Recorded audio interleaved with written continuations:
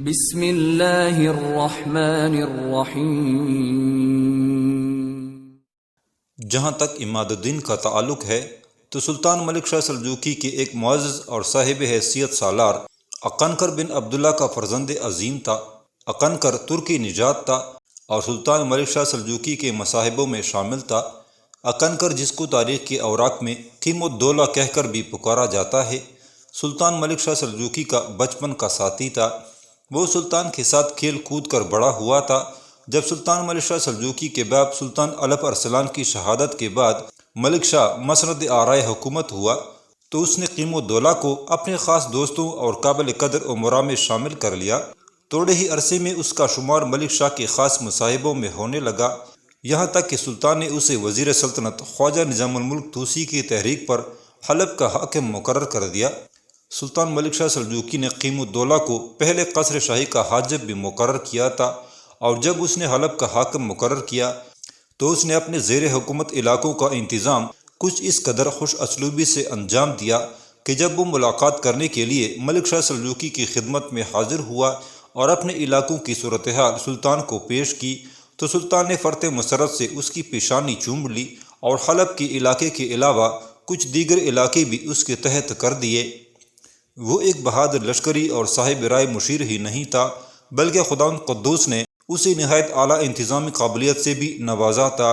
اس نے حکم دے رکھا تھا کہ اگر اس کے ماتحت علاقوں میں کوئی قافلہ لوٹا جائے تو جائے حادثہ کے نواحی دیہات کو نقصان پورا کرنا پڑے گا۔ اس حکم کا نتیجہ یہ ہوا کہ اس کے ماتحت شہروں اور قصبوں میں رہزنی اور لوٹ مار کا یکسر خاتمہ ہو گیا تھا۔ قیم الدولہ کو یہ اعزاز اور سعادت بھی حاصل تھی کہ سلطان ملک شاہ سلجوقی کا بیٹا برقیاروق اسی کے ہاتھوں میں پل کر جوان ہوا تھا۔ مورخین لکھتے ہیں کہ قیم الدولہ کو اپنے مرحوم مربی اور موثر ملک شاہ سلجوقی کے بھائی تیتش نے قتل کیا تھا۔ عماد الدین اسی قیم الدولہ کا بیٹا تھا۔ جب قیم الدولہ کا انتقال ہوا تو عماد الدین کی عمر 10 برس کی تھی۔ الجزیرہ میں اس زمانے میں سب سے بڑا حاکم امیر موصل کربوغا تھا، جو خود ملک شاہ سلجوقی کے لڑکے اور جانشین کا باج گزار تھا اور اپنے پرانے دوست اقنقر کو یعنی قیم الدولہ کو بھولا نہ تھا۔ اس لیے اس نے قیم الدولہ کے بیٹے عماد الدین کو یہ کہہ کر اپنے پاس بلا لیا کہ اس لڑکے کو میرے پاس لاؤ، کیونکہ وہ میرے جنگ کے ساتھی قیم الدولہ کا بیٹا ہے اور مجھے لازم ہے کہ میں اس کی پرورش کروں۔ موصل میں عماد الدین کا حاکم موصل کربوغا کے ساتھ ساتھ رہا۔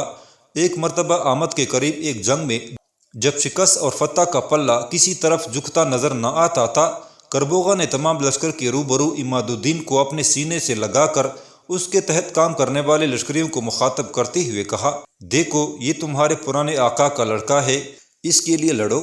وہ یہ سب سن کر عماد الدین، جو اس وقت لڑکا تھا، اس کی گرد جمع ہو گئے اور مل کر ایک ایسا حملہ کیا کہ ان کی فتح یقینی ہو گئی۔ یہ عماد الدین کی پہلی جنگ تھی اور اس وقت اس کی عمر 15 سال کی تھی۔ اس طرح ایک عرصہ تک وہ دربار موصل سے منسلک رہا۔ 38 برس کی عمر تک وہ الجزیرہ یعنی میسوپوٹیمیا کی جنگوں اور وہاں کی سیاسی حالت پر دوسرے امیروں کے ساتھ شریک ہو کر حصہ لیتا رہا۔ ایک بار محاصرہ تبریہ میں اس نے محصورین کے ایک زبردست حملے کا مقابلہ کیا اور انہیں ہٹا کر پسپا کر دیا اور خود تعاقب کرتا ہوا دروازہ شہر تک چلا گیا۔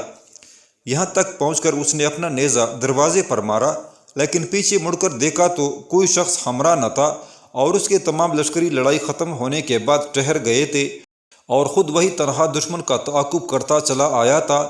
تھوڑی دیر تک اس حال میں بھی وہ لڑتا رہا، لیکن جب دیکھا کہ کوئی ساتھ نہیں ہے تو آہستہ آہستہ واپس ہوا۔ اس حملے کی شہرت اس قدر ہوئی کہ لوگ خصوصیت کے ساتھ اس کو الشامی کہہ کر پکارنے لگے۔ اس شاندار فتح کے بعد عماد الدین سلطان ملک شاہ سلجوقی کے بیٹے برقیاروق کے دربار میں گیا، جہاں اسے کربوغا کی موت کے بعد موصل کی حکمرانی عطا ہوئی اور سلطان کے 2 بچوں کی اتالیکی کی عزت نصیب ہوئی، جس کی وجہ سے اس کا لقب اتابک پڑا۔ حالانکہ اس سے پہلے وہ عماد الدین زنگی کہلاتا تھا، اب عماد الدین اتابک کے نام سے مشہور ہوا۔ رفتہ رفتہ موصل کے حکمران کی حیثیت سے خود مختار ہوتا چلا گیا تھا اور قریب قریب جزیرہ یعنی حلب پر تسلط کر لیا۔ اس کے زمانے میں انصاف اور دادرسی خوب ہوئی۔ مشہور مورخ لین پول لکھتا ہے کہ کسی لشکری کی مجال نہ تھی کہ گھاس کا ایک تنکا بھی بغیر قیمت ادا کیے لے لے۔ غریبوں پر ٹیکس وہ کم لگاتا تھا مگر امیروں سے اپنے اخراجات جنگ خوب وصول کرتا تھا۔ لین پول مزید ایک مقام پر لکھتا ہے کہ اس کے سالاروں میں ظلم اور اوباشی مطلق نہ تھی۔ عورتوں پر دست درازی کے جرم میں عماد الدین سے زیادہ اس زمانے میں کوئی سزا نہ دیتا تھا۔ اس کے لشکریوں کی بیویاں اس کی خاص نگرانی میں سمجھی جاتی تھی اور کسی کی مجال نہ تھی کہ ان کے شوہروں کی غیر موجودگی میں انہیں نظر بد سے دیکھ سکے۔ انتظامی قاعدہ قانون میں وہ بہت سخت تھا، جس کا نتیجہ یہ ہوا کہ ہر طرف فراغ بالی اور سرسبزی کے آثار آنے لگے تھے۔ موصل میں اس نے شہر پناہ کی دیواریں دگنی بلند کر دی، خندق زیادہ گہری کر دی اور ایک پھاٹک تعمیر کیا جو باب عمادی کے نام سے مشہور ہوا۔ کہا جاتا ہے کہ اس کے زمانے سے پہلے موصل میں میوہ جات اس قدر کم ملتے تھے کہ سوداگر جب انگور بیچا کرتے تھے تو وزن کرنے کے لیے خوشاجات انگور کو کینچی سے کاٹنا پڑتا تھا۔ لیکن جب عماد الدین کی حکومت نے ہر طرف سرسبزی اور فراغ بالی پیدا کر دی تو اس قدر میووں کی وہاں افراط ہوئی کہ انار، ناشپاتی، سیب اور انگور سال بھر تک نہیں پکتے تھے اور دوسری فصل تک باکثرت باقی رہتے تھے۔ شیزر اور حماد شہر کے گرد نواح میں اب دو بڑی قوتیں سر ابھار رہی تھی۔ آدھے علاقے پر حکمرانی کاؤنٹ آف سینٹ پال کی تھی، دوسرے آدھے حصے پر کاؤنٹ آف گرے حکمرانی کر رہا تھا۔ کاؤنٹ آف سینٹ پال کے ساتھ اس کے سالار اعلیٰ کی حیثیت سے ایسٹس کام کر رہا تھا، جبکہ کاؤنٹ آف گرے کا سپہ سالار رینارڈس تھا۔ ایک روز کاؤنٹ آف گرے اپنے علاقوں سے نکل کر کاؤنٹ آف سینٹ پال کے علاقوں میں گیا۔ اس موقع پر اس کے ساتھ اس کا سپہ سالار رینارڈس بھی تھا۔ کاؤنٹ آف سینٹ پال کو جب ان دونوں کی آمد کی اطلاع ملی تو اس نے اپنے سپہ سالار ایسٹس کے ساتھ شاندار انداز میں ان دونوں کا استقبال کیا اور انہیں اپنے ساتھ لے کر اپنی رہائش گاہ کی طرف گیا۔ جب سب ایک بہترین آراستہ اور پیراستہ کمرے میں بیٹھ گئے تب کاؤنٹ آف سینٹ پال کچھ دیر تک باری باری کاؤنٹ آف گرے اور اس کے سپہ سالار رینارڈس کی طرف دیکھتا رہا۔ پھر اس کمرے میں اس کی آواز گونجی تھی، سب سے پہلے تو میں اپنے علاقوں میں آپ دونوں کو خوش آمدید کہتا ہوں، ساتھ ہی یہ بھی پوچھوں گا کہ کیا ان علاقوں میں آپ کسی نئی منصوبہ بندی کی ابتدا کرنا چاہتے ہیں؟ کاؤنٹ آف سینٹ پال خاموش ہوا۔ تب کاؤنٹ آف گرے کے چہرے پر ہلکا سا تبسم نمودار ہوا۔ اس تبسم میں عیاری اور طنز تھا۔ پھر کہنے لگا، بات یہ ہے کہ میں اپنے علاقوں میں وسعت پیدا کرنا چاہتا ہوں اور ساتھ ہی یہ بھی پسند کروں گا کہ آپ کے علاقوں میں بھی وسعت ہو۔ اس وقت میرا ہدف شیزر شہر ہے۔ شیزر شہر دریائے اورنٹس کے کنارے پر ہے۔ یہ انتہائی آمدنی والا شہر ہے اور اس کے ساتھ ساتھ اس کا قلعہ ناقابل تسخیر ہے۔ اگر ہم شیزر پر قبضہ کر لیں تو آنے والے دور میں سینکڑوں برس تک ان علاقوں میں ہماری حکومت قائم و دائم رہ سکتی ہے۔ کاؤنٹ آف گرے جب خاموش ہوا تب کاؤنٹ آف سینٹ پال کچھ دیر تک غور سے اس کی طرف دیکھتا رہا، پھر کہنے لگا، یہ خیال تمہیں اس سے پہلے کیوں نہ آیا؟ اس پر کاؤنٹ آف گرے مسکرایا اور کہنے لگا، میرے بھائی، تیرا کہنا درست ہے۔ پہلے بھی مجھے اس کا خیال تھا اور پہلے بھی میری نظریں اس شہر کے علاوہ حماد شہر پر بھی تھیں اور اس کے ارد گرد کے علاقے بھی میری نظروں میں تھے، لیکن اس وقت ہمارے سامنے ایک ایسی دیوار تھی جسے ہم گرا نہیں سکتے تھے، بلکہ وہ دیوار ہم پر گر کر ہمارا خاتمہ کر سکتی تھی، اور یہ موصل کا حاکم کربوغا تھا۔ اب جب کہ کربوغا مر چکا ہے تو اس کی جگہ موصل کا حکمران ایک شخص عماد الدین ہے۔ اگر یہ کام ہم کربوغا کے دور میں کرتے تو وہ یقیناً ایک بہت بڑا لشکر لے کر ہماری سرکوبی کے لیے نکلتا اور جو علاقے اس وقت ہمارے ماتحت ہیں، جن پر ہماری حکومت ہے، ان سے بھی ہمیں محروم کر کے رکھ دیتا۔ کاؤنٹ آف سینٹ پال، ہماری خوش قسمتی ہے کہ اس وقت مسلمانوں کے اندر نا اتفاقی ہے، وہ آپس میں دست و گریبان ہیں۔ مسلمانوں کے آخری سلطان ملک شاہ سلجوقی کے دور میں مسلمانوں کی طاقت اپنے عروج پر تھی، لیکن اب اس کی مملکت اس کے دو بیٹوں میں تقسیم ہو چکی ہے اور وہ ایک دوسرے کے خلاف برسر پیکار ہیں، لہٰذا انہیں ہماری طرف توجہ دینے کا موقع ہی نہیں ملے گا۔ لے دے کے ایک کربوغا رہتا تھا، وہ بھی اب چونکہ اس دنیا میں نہیں ہے، لہٰذا ہمارا کام مزید آسان ہو گیا ہے۔ شیزر شہر کا حاکم ان دنوں تاجدولہ ابن عساکر ہے۔ یہ عرب ہے، کہتے ہیں جنگ کا وسیع تجربہ رکھتا ہے۔ اس کا ایک بیٹا ہے، نام اس کا اسامہ ہے، وہ بھی انتہائی جنگجو اور تیغ زن خیال کیا جاتا ہے۔ اس کے باوجود ہم آگے بڑھ کر شیزر شہر کا محاصرہ کریں اور محاصرے میں تنگی پیدا کریں تو فتح یقیناً ہمارا ہی استقبال کرے گی۔ کاؤنٹ آف گرے جب خاموش ہوا تب اس بار کاؤنٹ آف سینٹ پال کا سالار ایسٹس کچھ دیر کے تفکر کے بعد بولا اور کہنے لگا، جو کچھ آپ نے کہا ہے وہ درست ہے۔ اگر ہم ایسا کر گزریں تو یقیناً یہ ہماری طرف سے ایک بہت بڑا معرکہ اور ایک عمدہ کامیابی ہوگی، لیکن اس سلسلے میں ہمیں انتہا درجے کا محتاط بھی رہنا ہوگا۔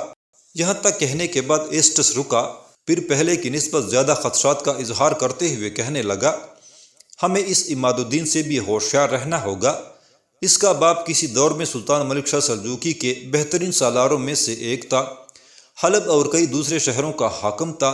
اب سنا ہے موصل کے علاوہ حلب بھی عماد الدین کو دے دیا گیا ہے، لہٰذا موصل اور حلب پر حکمرانی کرنے کے ساتھ ساتھ اس نے بڑی تیزی سے اپنی طاقت اور قوت میں اضافہ کرنا شروع کر دیا ہے۔ میں اس موقع پر یہ بھی کہوں گا کہ یہ عماد الدین کسی بھی طور موصل کے سابق حاکم کربوغا سے کم نہیں ہے۔ آپ جانتے ہیں ایک بار تبریہ کی جنگ میں جبکہ اس کی عمر 15 سال کی تھی، اس نے وہ کارہائے نمایاں انجام دیے کہ صلیبیوں کو اس نے شکست خوردہ کر کے رکھ دیا تھا۔ ایسٹس جب خاموش ہوا تب کاؤنٹ آف گرے کا سپہ سالار رینارڈس بولا اور کہنے لگا، ایسٹس کا کہنا یقیناً درست اور بجا ہے، لیکن ہم چونکہ شیزر اور آس پاس کے مسلمانوں کے علاقوں کو اپنا ہدف بنانا چاہتے ہیں، لہٰذا حلب اور موصل یہاں سے کافی دور ہیں، اور جب تک ان علاقوں کے مسلمانوں کی مدد کے لیے عماد الدین پہنچتا ہے اس وقت تک ہم شیزر شہر ہی نہیں، حماس شہر کے علاوہ دیگر بہت سے علاقوں کو بھی فتح کر کے ان پر اپنا تسلط قائم کر کے وہاں کے مسلمانوں کا یروشلم کی طرح قتل عام کر چکے ہوں گے۔ رینارڈس کی تجویز سے count of saint Paul, count of Grey اور ایسٹس تینوں نے اتفاق کیا تھا۔ اس کے بعد انہوں نے باقاعدہ ایک دن مقرر کیا جس دن دونوں کے لشکریوں نے ایک جگہ جمع ہو کر مسلمانوں کے خلاف اپنے کام کی ابتدا کرنی تھی۔ اسی دوران صلیبی کے اندر بھی ایک تبدیلی رونما ہو چکی تھی، اور وہ یہ کہ یروشلم کا حاکم گاڈفرے ایک جنگ میں زخمی ہونے کی وجہ سے زخم ٹھیک نہ ہونے پر مر چکا تھا، اور اس کا بھائی جو ان دنوں اڈیسا شہر کا حاکم تھا وہ اڈیسا سے نکل کر یروشلم جا چکا تھا اور اسے یروشلم کا بادشاہ بنا دیا گیا تھا، جبکہ اڈیسا شہر کا حاکم اسی بالڈون نے اپنے ایک اہم نام کو مقرر کر دیا تھا۔ اس طرح تاریخ کے اوراق میں وہ بالڈون جو گاڈفرے کے بعد یروشلم کا بادشاہ بنا بالڈون اول کہلاتا ہے، اور جو بالڈون اول کی جگہ اڈیسا شہر کا حکمران بنا تاریخ کے اوراق میں وہ بالڈون دوئم کہلاتا ہے۔ یہی شخص بالڈون اول کے انتقال کے بعد یروشلم کا بادشاہ بنا تھا۔ بہرحال یروشلم کا بادشاہ اب بالڈون تھا، جبکہ اڈیسا شہر کا حکمران بھی بالڈون ہی تھا، اور دونوں نے اپنی عسکری طاقت اور قوت میں بے پناہ اضافہ بھی کر لیا تھا۔ نجم الدین الغازی اور اس کا بھائی سکمان دونوں ایک روز چند سالاروں کے ساتھ ایک جگہ بیٹھے اپنے مستقر کے استحکامات کے متعلق گفتگو کر رہے تھے کہ ان کے کچھ مخبر اپنے گھوڑوں کو سر پٹ دوڑاتے ہوئے مسکن میں داخل ہوئے تھے۔ وہ سیدھے اس طرف آئے جہاں نجم الدین الغازی اور سکمان دونوں اپنے سالاروں کے ساتھ بیٹھے ہوئے تھے۔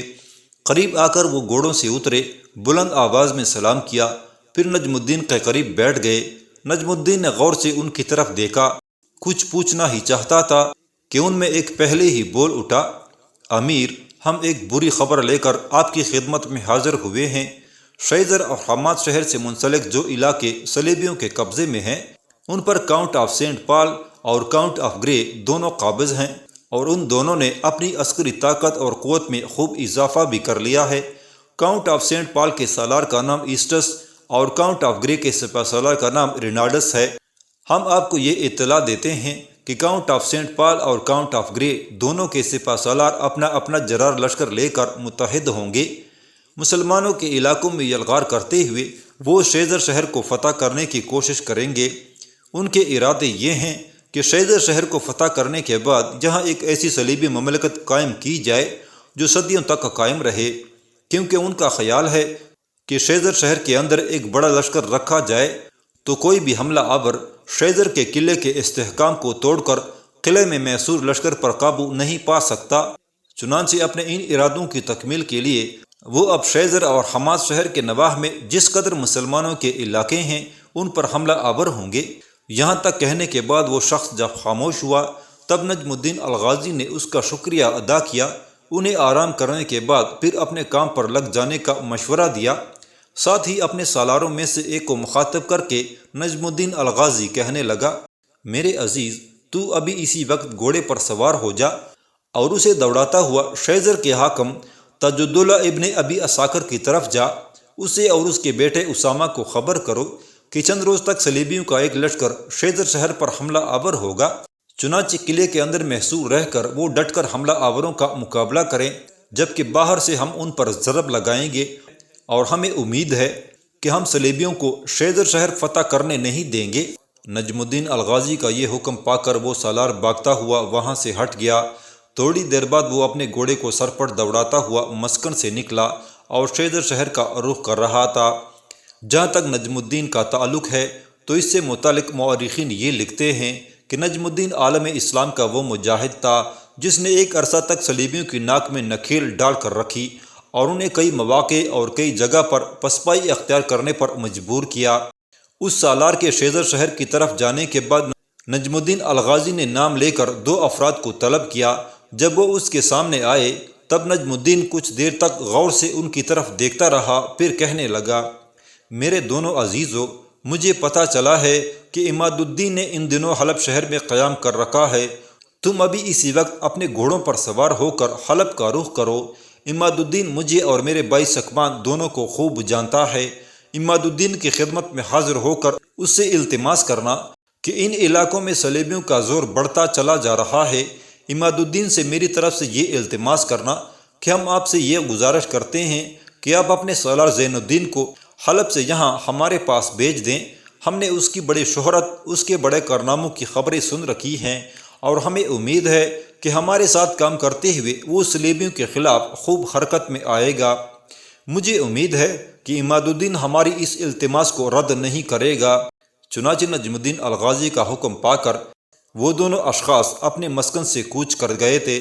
دوسری طرف کبیر الدین کے ہاں جو بیٹا پیدا ہوا تھا وہ اب 5 سال کا ہو چکا تھا، اور کبیر الدین نے اس کا نام اپنے باپ کے نام پر بدر الدین رکھا تھا۔ اس طرح حالات بڑی تیزی سے تبدیل ہونے لگے تھے۔ ایک طرف نجم الدین الغازی، اس کا بھائی سکمان اور دوسرے سالار اپنی عسکری حیثیت کو دن رات بہتر بنانے لگے تھے، جبکہ شیزر شہر کا حاکم تاجدولہ ابن ابی اساکر بھی اپنے بیٹے اسامہ کے ساتھ صلیبیوں کا مقابلہ کرنے کے لیے مستعد اور چوکنا رہنے لگا تھا۔ آس پاس کی مسلمان بستیوں کو بھی اطلاع ہو چکی تھی کہ صلیبیوں کا ایک متحدہ لشکر شیزر شہر پر حملہ آور ہونے والا ہے، لہٰذا شیزر اور حماس شہر کے گردنواح میں جو مسلمانوں کی بستیاں تھیں ان کے اندر بھی ایک طرح کا خوف و ہراس پیدا ہو گیا تھا۔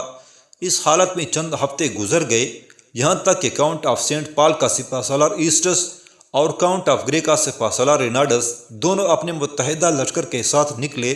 شیزر اور حماس شہر کے ارد گرد جو مسلمان تھے ان کا خیال تھا کہ صلیبیوں کا یہ لشکر شیزر شہر پر حملہ آور ہو کر شہر پر قبضہ کرنے کی کوشش کرے گا، چونکہ مسلمان جانتے تھے کہ شیزر شہر کا قلعہ بڑا مضبوط اور مستحکم ہے اور صلیبی اس پر قبضہ نہیں کر پائیں گے، لہٰذا اپنی طرف سے مطمئن تھے۔ لیکن وہ نہیں جانتے تھے کہ صلیبی شیزر شہر پر حملہ آور ہونے کے ساتھ ساتھ شیزر اور حماس شہر کے گردنواح میں جو مسلمانوں کی بستیاں ہیں وہاں بھی وہ لہو رنگ کھیل کھیلنے کی کوشش کریں گے۔ چنانچہ ایسا ہی ہوا۔ ایسٹس اور رینالڈس دونوں اپنے لشکر کے ساتھ حرکت میں آئے۔ دونوں کا یہ متحدہ لشکر بہت بڑا اور جرار قسم کا تھا۔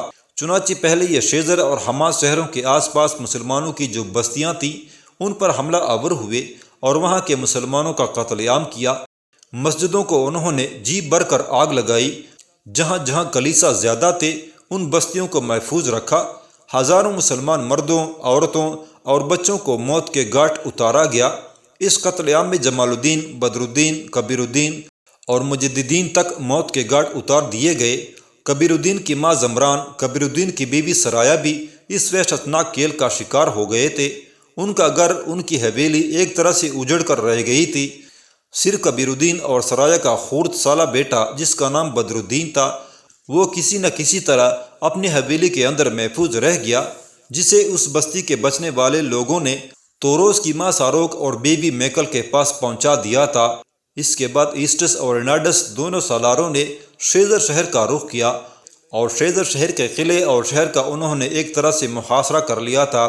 نجم الدین الغازی اور شیزر شہر کے حکمران تاجدولہ ابن ابی اساکر کے درمیان چونکہ باقاعدہ رابطہ اور پیغام رسانی کا ایک سلسلہ قائم تھا، چنانچہ دونوں نے حالات کو ایک دوسرے سے آگاہ کر رکھا تھا۔ اس کے علاوہ کچھ خاص مخبر بھی دونوں کے درمیان خفیہ راستوں کے ذریعے رابطے بحال کیے ہوئے تھے۔ انہی رابطوں کے تحت نجم الدین الغازی اور تاج الدولہ ابن ابی عساکر کے درمیان یہ طے پایا تھا کہ جب ایسٹس اور رینالڈس دونوں شیزر شہر کا محاصرہ کریں تو رات کے وقت ان دونوں کے خلاف حرکت میں آیا جائے گا۔ حرکت میں آنے کا طریقہ کار یہ رکھا گیا تھا کہ نجم الدین کے مسکن سے جلتے ہوئے پروں کا ایک تیر بلند ہونا تھا۔ اس تیر کے بلند ہونے کے بعد نجم الدین نے اپنے حصے کے لشکر کے ساتھ اپنے مسکن سے نکل کر حملہ آور صلیبیوں کی پشت پر ضرب لگانی تھی، جبکہ اس وقت شہر پناہ سے نکل کر ابن ابی عساکر اور اس کے بیٹے اسامہ نے دشمن پر حملہ آور ہونا تھا۔ کاؤنٹ آف سینٹ پال کے سالار ایسٹس اور کاؤنٹ آف گرے کے سالار رینالڈس دونوں کو چونکہ نجم الدین الغازی کے مسکن اور اس کے اندر جنگجوؤں کی موجودگی کا کوئی علم نہیں تھا، لہٰذا ان کی پوری توجہ شیزر شہر کی طرف تھی۔ وہ دن کے پچھلے حصے ہی میں شیزر کے نواح میں پہنچے تھے اور ایک طرف سے اپنا پڑاؤ قائم کرنے کے بعد انہوں نے شہر کا محاصرہ کر لیا تھا۔ چنانچہ رات جب گہری ہو گئی تب اندھیرے کے اندر نجم الدین الغازی کے مسکن سے جلتے ہوئے پروں کا ایک تیر فضا کے اندر بلند ہوا۔ یہ تیر ابن ابی عساکر اور اس کے بیٹے اسامہ کے لیے نشاندہی تھی کہ نجم الدین ایک لشکر لے کر اپنے مسکن سے نکلنے لگا ہے، لہٰذا ابن ابی عساکر بھی سامنے کی طرف سے دشمن پر حملہ آور ہونے کے لیے تیار اور مستعد ہو جائے۔ آخر کار شیزر شہر اور قلعے کا حاکم ابن ابی عساکر اور اس کا بیٹا اسامہ دونوں اپنے لشکر کے ساتھ شیزر شہر سے نکلے اور ایسٹس اور رینالڈس کے لشکر پر حملہ کر دیا تھا۔ جوابی کارروائی کرتے ہوئے ایسٹس اور رینالڈس بھی ابن ابی عساکر اور اس کے بیٹے اسامہ پر ٹوٹ پڑے تھے۔ چنانچہ ایسٹس اور رینالڈس دونوں کے متحدہ لشکر کے مقابلے میں ابن ابی عساکر کا لشکر بالکل مختصر اور چھوٹا تھا، لہٰذا یہ دونوں صلیبی سالار بڑے خوش تھے کہ شیزر شہر کے حاکم ابن ابی عساکر نے شہر سے باہر نکل کر ان کا مقابلہ کرنے کی حماقت کی ہے۔ ایسٹس اور رینالڈس اس سے پہلے بڑے فکر مند تھے کہ اگر ابن ابی عساکر نے شیزر کے قلعے میں محصور رہ کر مقابلہ شروع کر دیا تو یہ معاملہ طویل ہو جائے گا، اور اگر وہ شیزر شہر کو فتح نہ کر سکے تو کاؤنٹ آف سینٹ پال اور کاؤنٹ آف گرے دونوں ان سے ناراض ہوں گے۔ اب جو ابن ابی عساکر اپنے مختصر سے لشکر کے ساتھ شہر سے باہر نکل کر ان پر حملہ آور ہوا تو ایسٹس اور رینالڈس بھی جوابی کارروائی کرتے ہوئے بے حد خوش اور مطمئن تھے، اور یہ سوچ رہے تھے کہ تھوڑی دیر کی جنگ کے بعد ابن ابی عساکر کو وہ شکست دے دیں گے اور فاتح کی حیثیت سے مسلمانوں کے شہر شیزر میں داخل ہو کر قتل عام کی ابتدا کریں گے۔ ابھی وہ انہی سوچوں میں ڈوبے ہوئے تھے کہ ان کی پشت کی طرف سے ٹہرے وقت کے جلال میں رتوں پر چا جانے والی آہنی ہیبت، اندھیروں کی گہری ابائیں، بے غبار تمدن کی روحوں کی طرح نجم الدین الغازی، اس کا بھائی سکمان اور دیگر سالار اپنے لشکر کے ساتھ نمودار ہوئے۔ پھر وہ ایسٹس اور رینالڈس کے لشکر کی پشت کی جانب سے بلند بازگشت کی غم انگیز آوازوں میں وقت کی راہمی کے سیلاب کھولتے قہر آلود موسموں میں پسپا کر دینے والی سحر آفری قوت اور دلوں کو لخت لخت کر دینے والی آتش ناک گرم رو کی طرح حملہ آور ہو گئے تھے۔ اب ایسٹس اور رینالڈس کے کان کھڑے ہوئے تھے۔ پہلے وہ سوچ رہے تھے کہ ان کے مقابلے پر ابن ابی عساکر کا مختصر سا لشکر ہے جسے وہ روند کر شہر شیزر میں داخل ہو جائیں گے۔ جب نجم الدین الغازی، سکمان اور ان کے سالار اپنے لشکر کے ساتھ پشت کی جانب سے ان پر حملہ آور ہوئے تب ان کے اوزان خطا ہوئے اور انہیں یہ احساس ہوا کہ شیزر شہر کا حاکم اپنے مختصر سے لشکر کے ساتھ بلا وجہ شہر سے باہر نکل کر ان سے نہیں ٹکرایا تھا، کیونکہ ایسٹس اور رینالڈس دونوں پر سامنے اور پشت کی طرف سے حملے شروع ہو گئے تھے، اور یہ حملے بڑے خوفناک تھے، اس لیے کہ جہاں سامنے کی طرف سے شیزر کا حاکم ابن ابی عساکر اور اس کا بیٹا اسامہ زوردار انداز میں تکبیریں بلند کرتے ہوئے صلیبیوں پر ضربے لگا رہے تھے، وہاں پشت کی جانب سے نجم الدین الغازی اور اس کا بھائی سکمان بھی انہی کے انداز میں تکبیریں بلند کرتے ہوئے بڑی تیزی سے پشت کی طرف سے حملہ آور ہوتے ہوئے ان کی تعداد کو کم کرتے چلے جا رہے تھے۔ تھوڑی ہی دیر کی جنگ کے بعد شیزر شہر کے باہر ان میدانوں اور وادیوں میں ایسٹس اور رینالڈس کے لشکر کی حالت شہراؤں میں کراہتی ویرانیوں، خزاں رسیدہ اشجار، پت جڑوں کی بیزار داستانوں، بدترین دریا کی لہروں، فضا کی ہلاکت خیزیوں، شعلوں میں سلگتے دامن، دلوں کے آنگنوں میں ہجر کے ماتم جیسی ہونا شروع ہو گئی تھی۔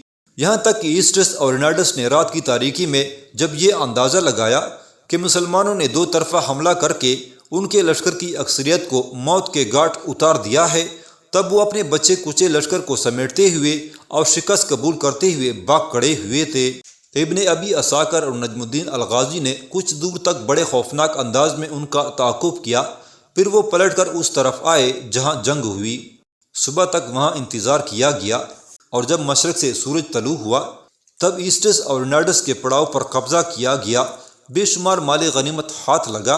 اس مال غنیمت میں سے ابن ابی عساکر اور اس کے بیٹے اسامہ نے کچھ بھی لینے سے انکار کر دیا، اور وہ سارے کا سارا سامان ان دونوں باپ بیٹے نے نجم الدین الغازی اور سکمان کے حوالے کر دیا تھا، تاکہ اپنے مسکن کے اندر عسکری طاقت اور قوت بڑھانے میں اس مال و اسباب سے ان کو مدد ملے۔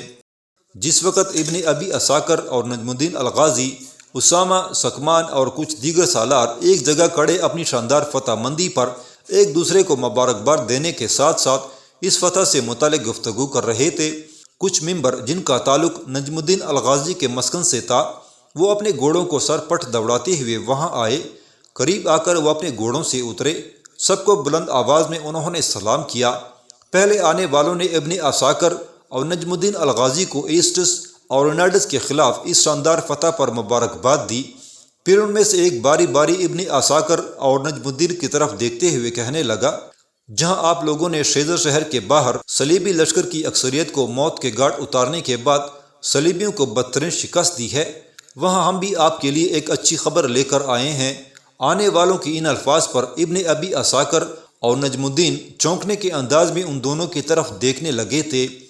پھر ان میں سے کوئی اس خبر سے متعلق استفسار کرنا ہی چاہتا تھا کہ آنے والوں میں سے پھر وہی بول اٹھا، خبر یہ ہے کہ اڈیسا شہر کے حکمران بالڈون کی ایک شہزادی نے اس کے خلاف بغاوت کھڑی کر دی ہے۔ دراصل بالڈون کی دو شہزادیاں ہیں، ایک کا نام میلیسنڈا اور دوسرے کا نام مقیاس ہے۔ یاد رہے کہ جہاں تک شہزادی میلیسنڈا کا تعلق ہے تو جس وقت بالڈون اڈیسا شہر سے نکل کر یروشلم کا بادشاہ بنا تو اس نے فرانس میں اپنے ایک عزیز کو یروشلم بلایا، اس کا نام فوک تھا، اور اس کو یہ ترغیب دی کہ اگر وہ فرانس سے نکل کر یروشلم آئے تو وہ اپنی بڑی شہزادی میلیسنڈا کی شادی اس سے کرے گا۔ چنانچہ فوک نام کا وہ شخص یروشلم آیا اور بالڈون نے اپنی شہزادی میلیسنڈا کی شادی اس سے کر دی تھی۔ یہی فوک بالڈون کے بعد یروشلم کا بادشاہ بھی بنا تھا اور میلیسنڈا اس کی بیوی رہی تھی۔ مقیاس میلیسنڈا کی چھوٹی بہن اور بالڈون کی چھوٹی بیٹی ہے۔ یہاں تک کہنے کے بعد آنے والا وہ مخبر رکا، اپنے ہونٹوں پر زبان پھیری، پھر اپنی بات کو آگے بڑھاتا ہوا وہ کہہ رہا تھا، جس وقت شیزر شہر کی طرف پیش قدمی کرتے ہوئے ایسٹس اور رینالڈس دونوں نے مسلمانوں کے علاقوں میں تباہی اور بربادی کا کھیل کھیلا اور انگنت مسلمانوں کو قتل کر کے مسلمانوں کی انگنت بستیوں کو آگ لگائی، اجاڑ اور ان کی لوٹ مار کی، تو مسلمانوں کی اس بربادی اور قتل عام پر شہزادی مقیاس نے اپنے باپ بالڈون سے بری طرح احتجاج کیا تھا کہ وہ چونکہ اڈیسا کا بادشاہ ہے، کاؤنٹ آف سینٹ پال اور کاؤنٹ آف گرے دونوں ایک طرح سے اس کے ہمسائے اور کم تر حاکم ہیں، لہٰذا بالڈون ان پر گرفت کرے کہ انہوں نے مسلمانوں پر یہ مظالم کیوں کیے۔ مقیاس کا کہنا تھا کہ آج اگر صلیبی مسلمانوں پر مظالم کر رہے ہیں تو کل کو اگر مسلمان متحد ہو گئے اور انہوں نے طاقت اور قوت پکڑ لی تو پھر جب وہ صلیبیوں کا قتل عام کریں گے تو پھر صلیبیوں کو پناہ لینے اور چھپنے کے لیے کوئی جگہ نہ ملے گی۔ چنانچہ مقیاس کے اس احتجاج پر جب اس کے باپ بالڈون نے کسی قسم کے رد عمل کا اظہار نہ کیا اور اس نے مسلمانوں کے اس قتل عام اور مسلمانوں کی اس تباہی اور بربادی پر خوشی کا اظہار کیا، تب کہتے ہیں مقیاس اپنے باپ کا گھر چھوڑ کر بھاگ گئی۔ ابھی تک کچھ پتہ نہیں چلا کہ وہ کہاں گئی ہے، کس جگہ پہنچی ہے اور کہاں اس نے پناہ لی ہے۔ کچھ خبریں یہ بھی اڑ رہی ہیں کہ اس واقعہ کے خلاف احتجاج کرتے ہوئے مقیاس نے اسلام قبول کر لیا ہے اور کہیں اس نے پناہ لے رکھی ہے۔ نجم الدین الغازی اور ابن ابی عساکر نے اس پر خوشی اور اطمینان کا اظہار کیا تھا۔ اس کے بعد سارے سامان کو سمیٹ کر ابن ابی عساکر کے کہنے پر نجم الدین الغازی اور اس کا بھائی سکمان اپنے لشکر کو لے کر اپنے مسکن کی طرف چلے گئے تھے، جبکہ ابن ابی عساکر اور اس کا بیٹا اسامہ فتح کے شادیانے بجاتے ہوئے اپنے شہر شیزر میں داخل ہو رہے تھے۔